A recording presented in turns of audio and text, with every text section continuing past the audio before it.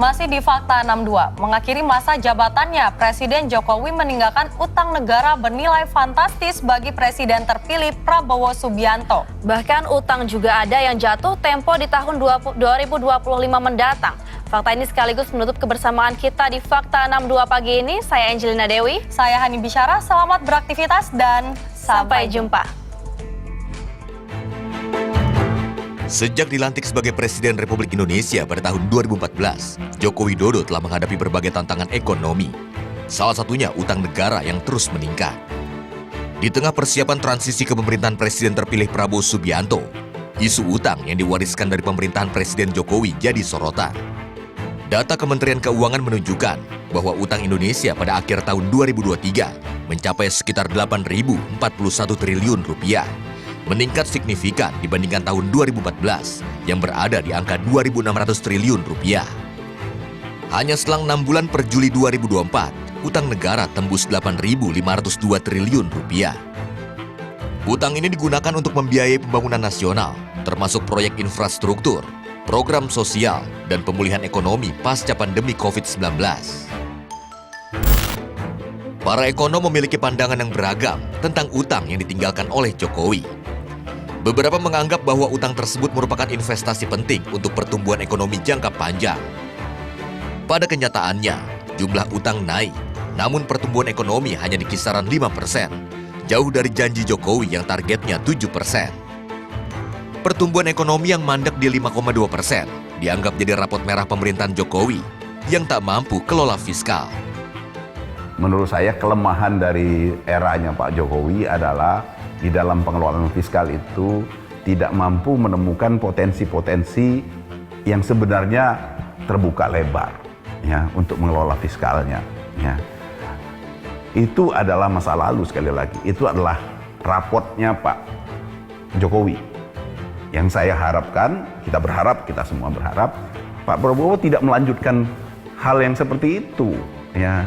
Karena meningkatkan beban dari masyarakat, ya, menaikkan pajak, ya, menaikkan potongan-potongan gaji dari karyawan, baik itu untuk tapera lah, ya, dan sebagainya. Itu selain tidak populis, ya, tidak akan menaikkan popularitas dari Pak Prabowo, akan justru menjadi catatan negatif bagi Pak Prabowo ke depan kalau itu dilakukan.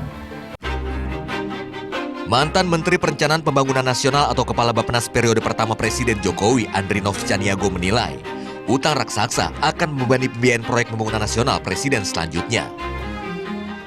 Kalau membebankan pasti membebani, ya, membebani Presiden yang akan datang, pemerintahan Pak Prabowo, ya. Ya bayangin kan tiap tahun akan harus menyiapkan pengembalian utang, pembayaran bunga, pembayaran bond, dan ngambil alih kembali itu surat utang, ya itu perlu disiapkan anggaran ratusan triliun.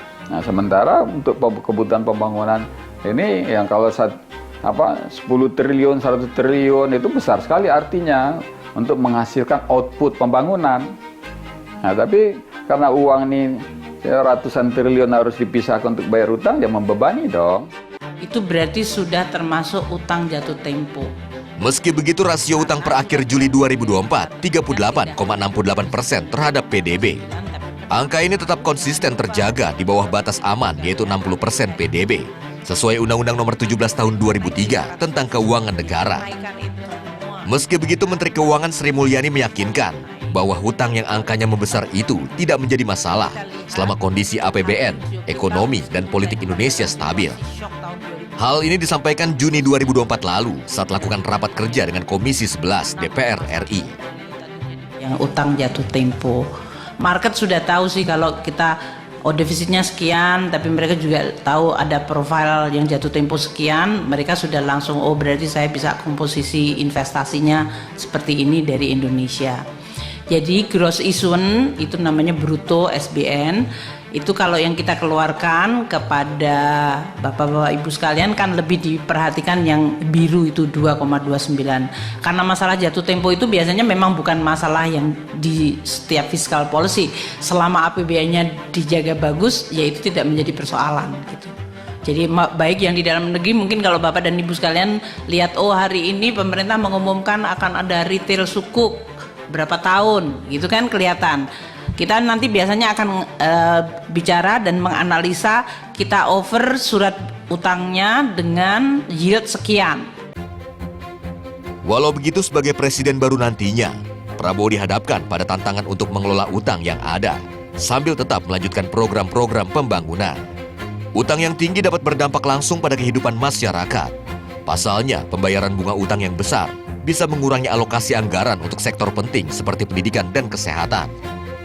Utang yang diwariskan era Presiden Jokowi kepada Prabowo bukan hanya sekedar angka dalam laporan keuangan, tetapi merupakan tantangan dan tanggung jawab yang harus dihadapi.